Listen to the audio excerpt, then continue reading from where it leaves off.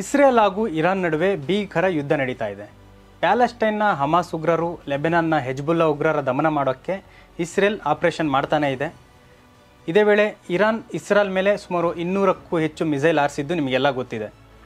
ಈ ಯುದ್ಧ ನಿಲ್ಲಿಸೋಕ್ಕೆ ಭಾರತ ಮಧ್ಯಪ್ರವೇಶ ಮಾಡಬೇಕು ಅನ್ನೋ ಕೂಗು ಕೇಳಿಬಂದಿದೆ. ಆದರೆ ಈ ನಡುವೆ ಪ್ರಧಾನಿ ನರೇಂದ್ರ ಮೋದಿ ಅವರು ಸೀಕ್ರೆಟ್ ಆಪರೇಷನ್ ಒಂದನ್ನು ಶುರು ಮಾಡಿದ್ದಾರೆ. ಈ ಸೀಕ್ರೆಟ್ ಆಪರೇಷನ್ ಬಗ್ಗೆ ಕೇಳಿದ್ರೇ ನಿಜಕ್ಕೂ ಮೈ ಜುಮ್ಮನ್ನುತ್ತೆ. ಇಸ್ರೇಲ್ ದೇಶಕ್ಕೆ ಬರೋಬ್ಬರಿ 15,000 ಮಂದಿಯನ್ನು ಭಾರತದಿಂದ ಮೋದಿಯವರು ಕಳಿಸ್ಕೊಡ್ತಿದ್ದಾರೆ. ಹಾಗಿದ್ರೆ ಅವರೆಲ್ಲ ಯಾರು? ಯಾಕಾಗಿ ಅವರೆಲ್ಲ ಇಸ್ರೇಲ್ ದೇಶಕ್ಕೆ ಹೋಗ್ತಿದ್ದಾರೆ? ಈ ಬಗ್ಗೆ ಹೇಳ್ತೀವಿ ಇವತ್ತಿನ ವಿಡಿಯೋದಲ್ಲಿ. ನಿನ್ನೆ AICC ಅಧ್ಯಕ್ಷರಾದ ಮಲ್ಲಿಕಾರ್ಜುನ್ ಖರ್ಗೆ ಅವರು ಒಂದು ಮಾತು ಹೇಳ್ತಾರೆ. ಯುದ್ಧ ಪೀಡಿತ ಇಸ್ರೇಲ್ಗೆ ಭಾರತದಿಂದ 15,000 ಕಾರ್ಮಿಕರನ್ನು ಮೋದಿ ಕಳಿಸ್ಕೊಡ್ತಿದ್ದಾರೆ. ಇವರೆಲ್ಲ ಇಸ್ರೇಲ್ ಸೇನೆಗಾಗಿ ಕೆಲಸ ಮಾಡ್ತಾರೆ ಅಂತ ಖರ್ಗೆ ಅವರು ಹೇಳಿದರು.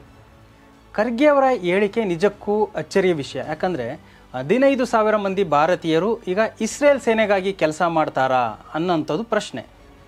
ಈ ಹಿಂದೆ ರಷ್ಯಾ ಹಾಗೂ ಉಕ್ರೇನ್ ನಡುವೆ ಯುದ್ಧ ನಡೆದಂತಹ ಟೈಮಲ್ಲಿ ಉಕ್ರೇನ್ನಲ್ಲಿದ್ದಂತಹ ಸಾವಿರಾರು ಭಾರತೀಯರನ್ನು ಭಾರತಕ್ಕೆ ವಾಪಸ್ ಕರೆತರೋ ಪ್ರಯತ್ನ ಮಾಡಿತ್ತು.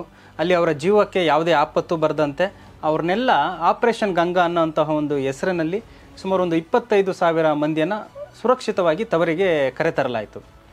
ಈಗ ಇಸ್ರೇಲ್ನಲ್ಲಿ ಕೂಡ ಯುದ್ಧ ನಡೀತಿದೆ.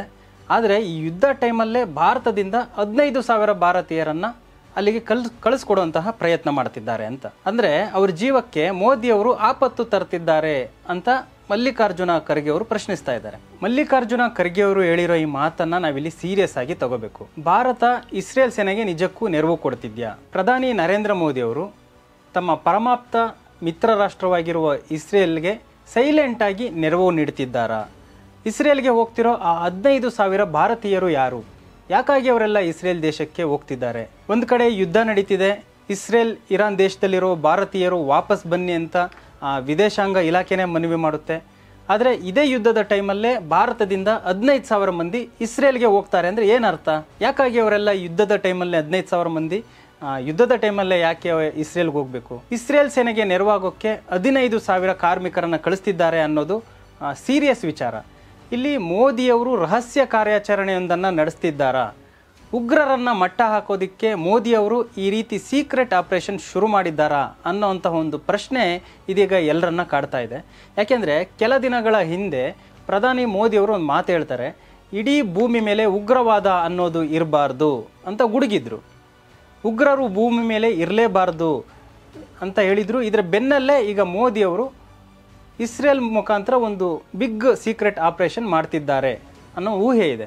ಒಂದು ವೇಳೆ ಇದು ನಿಜನೇ ಆಗಿದ್ದರೆ ಉಗ್ರವಾದ ತೊಲಗಿಸೋಕೆ ಭಾರತ ಮಾಡ್ತಿರುವಂತಹ ಕಾರ್ಯ ನಿಜಕ್ಕೂ ಹೆಮ್ಮೆ ವಿಚಾರ. ಭಾರತದಿಂದ ಈಗಾಗಲೇ ಕೆಲವು ಬ್ಯಾಚ್ ಇಸ್ರೇಲ್ಗೆ ಹೋಗಿದೆ. ಭಾರತ ಹೇಳ್ಕೊಂಡಿರುವಂತೆ ಇವರೆಲ್ಲ ಕಟ್ಟಡ ಕಾರ್ಮಿಕರಂತೆ. ಅಂದರೆ ಭಾರತ ಮತ್ತು ಇಸ್ರೇಲ್ ಹೇಳ್ತಾ ಇರೋದು ಏನು ಈ 15,000 ಮಂದಿ ಇಸ್ರೇಲ್ಗೆ ಹೋಗ್ತಾ ಇದ್ದಾರೆ ಅವರೆಲ್ಲ ಕಟ್ಟಡ ಕಾರ್ಮಿಕರು ಅಂತ ಹೇಳ್ತಾ ಇದ್ದಾರೆ. ಅಂದರೆ ಇಸ್ರೇಲ್ನಲ್ಲಿ ಯುದ್ಧದಿಂದ ಸಾಕಷ್ಟು ಕಟ್ಟಡಗಳಿಗೆ ಹಾನಿಯಾಗಿತ್ತು. ಅಲ್ಲಿ ಕಟ್ಟಡವನ್ನು ನಿರ್ಮಾಣ ಮಾಡುವಂಥ ಕೆಲಸಕ್ಕೆ ಈ ಕಾರ್ಮಿಕರನ್ನು ಬಳಸಿಕೊಳ್ಳಲಾಗುತ್ತೆ ಅಂತ ಹೇಳ್ತಾ ಇದ್ದಾರೆ. ಈ ಹಿಂದೆ ಇಸ್ರೇಲ್ ಕಟ್ಟಡ ಕಾರ್ಮಿಕರನ್ನು ಪ್ಯಾಲೆಸ್ಟೈನಿಂದ ಕರೆಸ್ಕೊಳ್ತಾ ಇತ್ತು. ಸುಮಾರು 1 ಲಕ್ಷಕ್ಕೂ ಹೆಚ್ಚು ಜನ ಪ್ಯಾಲೆಸ್ಟೈನ್ ಕಾರ್ಮಿಕರು ಇಸ್ರೇಲ್ನಲ್ಲಿ ಕೆಲಸ ಮಾಡ್ತಾಯಿದ್ರು. ಅಲ್ಲಿ ಬಿಲ್ಡಿಂಗ್ಗಳನ್ನ ಕಟ್ಟುವಂತಹ ಕೆಲಸ ಮಾಡ್ತಾಯಿದ್ರು. ಆದರೆ ಹಮಾಸ್ ಯಾವಾಗ ದಾಳಿ ಮಾಡ್ತೋ ಇಸ್ರೇಲ್ನಲ್ಲಿದ್ದಂತಹ ಎಲ್ಲ ಪ್ಯಾಲೆಸ್ಟೈನಿಯನ್ನನ್ನು ವಾಪಸ್ ಕಳಿಸ್ತು. ಈಗ ಭಾರತದಿಂದ ಕಟ್ಟಡ ಕಾರ್ಮಿಕರು ಬೇಕು ಅಂತ ಇಸ್ರೇಲ್ ಮನವಿ ಮಾಡಿದೆ. ಇದರಲ್ಲಿ 10,000 ಜನ ಕಟ್ಟಡ ಕಾರ್ಮಿಕರಿದ್ದರೆ ಇನ್ನೊಂದು 5,000 ಜನ ಇತರೆ ಪರಿಚಾರಕರು ಇದ್ದಾರಂತೆ. ಈ ಎಲ್ಲ ಕಾರ್ಮಿಕರು ಯುದ್ಧದಿಂದ ಹಾಳಾಗಿರುವಂತಹ ಕಟ್ಟಡವನ್ನು ಮತ್ತೆ ಕಟ್ತಾರಂತೆ. ಭಾರತದಿಂದ ಹೋಗಿರುವಂತಹ 15,000 ಮಂದಿ ನಿಜಕ್ಕೂ ಕಟ್ಟಡ ಕಾರ್ಮಿಕರ? ಈ ಪ್ರಶ್ನೆ ಬಂದೇ ಬರುತ್ತೆ. ಯಾಕಂದರೆ ಅಕ್ಕಪಕ್ಕದಲ್ಲಿರುವಂತಹ ದೇಶಗಳಿಂದಲೇ ಕಾರ್ಮಿಕರನ್ನು ಇಸ್ರೇಲ್ ಕರೆಸ್ಕೊಳ್ಬೋದು. ಅವ್ರ ಮುಖಾಂತರನೇ ಬಿಲ್ಡಿಂಗನ್ನು ಕಟ್ಟುವಂತಹ ಕೆಲಸ ಮಾಡ್ಕೋಬೋದು. ಆದರೆ ಭಾರತದಿಂದಲೇ ಯಾಕೆ ಅವರೆಲ್ಲ ಹೋಗ್ತಾ ಇದ್ದಾರೆ? ಭಾರತ ಇಸ್ರೇಲ್ಗೆ ಮಿತ್ರ ರಾಷ್ಟ್ರ. ಆ ದೇಶದ ಪಾಲಿಗೆ ಇಡೀ ಜಗತ್ತಿನಲ್ಲಿರೋ ನಂಬಿಕಸ್ಥ ದೇಶ ಅಂತಂದರೆ ಅದು ಭಾರತ ಮಾತ್ರ. ನಂಬಿಕಸ್ಥ ಮಿತ್ರ ಅಂತಂದರೆ ಅದು ಪ್ರಧಾನಿ ಮೋದಿ ಮಾತ್ರ. ಹೀಗಾಗಿ ಭಾರತದಿಂದಲೇ ಟ್ರೈನಿಂಗ್ ಆಗಿರೋ 15,000 ಮಂದಿಯನ್ನು ಕಳಿಸ್ಕೊಡಿ ಅಂತ ಇಸ್ರೇಲ್ ಹೇಳಿದೆ. ಕೆಲ ಬ್ಯಾಚ್ಗಳು ಈಗಾಗಲೇ ತೆರಳಿದೆ. ಮೋದಿಯವರು ಈ ಕಟ್ಟಡ ಕಾರ್ಮಿಕರ ಹೆಸರಲ್ಲೇ ಇಸ್ರೇಲ್ನಲ್ಲಿ ಒಂದು ಸೀಕ್ರೆಟ್ ಆಪರೇಷನ್ನ ಶುರು ಮಾಡಿರ್ಬೋದಾ? ಯಾಕಂದರೆ ಭಾರತ ಯುದ್ಧದ ವಿಚಾರದಲ್ಲಿ ತಟಸ್ಥ ರಾಷ್ಟ್ರ. ಯಾವುದೇ ದೇಶಕ್ಕೂ ಯುದ್ಧದ ವಿಚಾರದಲ್ಲಿ ನೇರವಾಗಿ ಬೆಂಬಲ ಕೊಡಲ್ಲ. ಈ ಹಿಂದೆಯಿಂದನೂ ಪಾಲಿಸ್ಕೊಂಡಿರೋ ಸಂಪ್ರದಾಯ ಇದು. ಈ ಹಿಂದೆ ರಷ್ಯಾ ಉಕ್ರೇನ್ ಯುದ್ಧದ ಟೈಮಲ್ಲೂ ರಷ್ಯಾಕ್ಕೂ ಭಾರತ ಬೆಂಬಲ ಕೊಡಲಿಲ್ಲ, ಹಾಗೆ ಉಕ್ರೇನ್ಗೂ ಭಾರತ ಬೆಂಬಲ ಕೊಟ್ಟಿರಲಿಲ್ಲ. ಈಗ ಭಾರತ ಪ್ಯಾಲೆಸ್ಟೈನ್, ಇಸ್ರೇಲ್, ಇರಾನ್ ಯಾವುದೇ ದೇಶಕ್ಕೂ ನೇರವಾಗಿ ಬೆಂಬಲ ಕೊಡುವಂತೆಯೇ ಇಲ್ಲ. ಭಾರತದ ನೀತಿಗೆ ಇದು ವಿರುದ್ಧ. ಆದರೆ ತನ್ನ ಮಿತ್ರ ರಾಷ್ಟ್ರ ಇಸ್ರೇಲನ್ನು ಕೈ ಬಿಡುವಂತಿಲ್ಲ. ಇದೇ ಕಾರಣಕ್ಕೆ 15,000 ಮಂದಿ ಭಾರತೀಯರನ್ನು ಯುದ್ಧ ಕಾಲದಲ್ಲೇ ಭಾರತ ಇಸ್ರೇಲ್ಗೆ ಕಳಿಸ್ತಾ ಇದೆ. ಆದರೆ ಇವರೆಲ್ಲ ಇಸ್ರೇಲ್ ಸೇನೆಗೂ ಸಹಾಯ ಮಾಡ್ತಾರೆ ಅನ್ನೋವಂಥ ಒಂದು ಮಾತಿದೆ.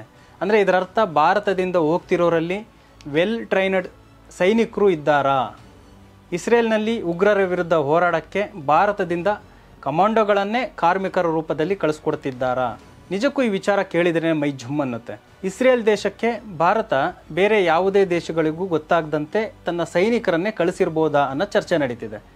ಭಾರತದ ಈ ಸೀಕ್ರೆಟ್ ಏಜೆಂಟ್ಗಳೇ ಇರಾನ್, ಲೆಬನಾನ್, ಪ್ಯಾಲೆಸ್ಟೈನ್ನಲ್ಲಿರುವಂತಹ ಉಗ್ರರ ವಿರುದ್ಧ ಕಾರ್ಯಾಚರಣೆಗೂ ನೆರವಾಗೋ ಸಾಧ್ಯತೆಗಳಿದ್ದಾವೆ. ಇನ್ನಷ್ಟು ಜನ ನಿಜವಾದ ಕಟ್ಟಡ ಕಾರ್ಮಿಕರು ಕೂಡ ಹೋಗಿರ್ಬೋದು. ಅವರ ಜೊತೆ ಆರ್ಮಿ, ಭಾರತದ ಸೇನೆಯಲ್ಲಿ ಟ್ರೈನಿಂಗ್ ತಗೊಂಡಿರುವಂತಹ ಸೀಕ್ರೆಟ್ ಕಮಾಂಡೋಗಳು ಕೂಡ ಈ ಒಂದು ಇಸ್ರೇಲ್ಗೆ ಹೋಗ್ತಾ ಇರ್ಬೋದು ಅಂತ ಹೇಳಲಾಗ್ತಿದೆ. ಸದ್ಯ ಇಸ್ರೇಲ್ ದೇಶಕ್ಕೆ ಭಾರತದಿಂದ 15,000 ಮಂದಿಯನ್ನು ಮೋದಿಯವರು ಕಳಿಸ್ಕೊಡೋಕ್ಕೆ ಮುಂದಾಗಿದ್ದಾರೆ. ಇಡೀ ವಿಶ್ವದ ಕಣ್ಣಿಗೆ ಇವರೆಲ್ಲ ಕಟ್ಟಡ ಕಾರ್ಮಿಕರು ಮಾತ್ರ, ಅವರೆಲ್ಲ ಕೂಲಿ ಕೆಲಸಗಾರರು ಮಾತ್ರ. ಆದರೆ ಮೋದಿ ಮತ್ತು ನೇತನ್ಯಾಹು ಅವರ ಕಣ್ಣಿಗೆ ಇವರೆಲ್ಲ ಸೀಕ್ರೆಟ್ ಕಮಾಂಡೋಗಳಿರ್ಬೋದು. ಅಷ್ಟಕ್ಕೂ ಮೋದಿ ಮತ್ತು ನೇತನ್ಯಾಹು ಅವರ ಈ ಸೀಕ್ರೆಟ್ ಆಪರೇಷನ್ ಏನಿರ್ಬೋದು ಅನ್ನೋದು ನಿಮ್ಮ ಊಹೆಗೆ ಬಿಟ್ಟಿದ್ದು.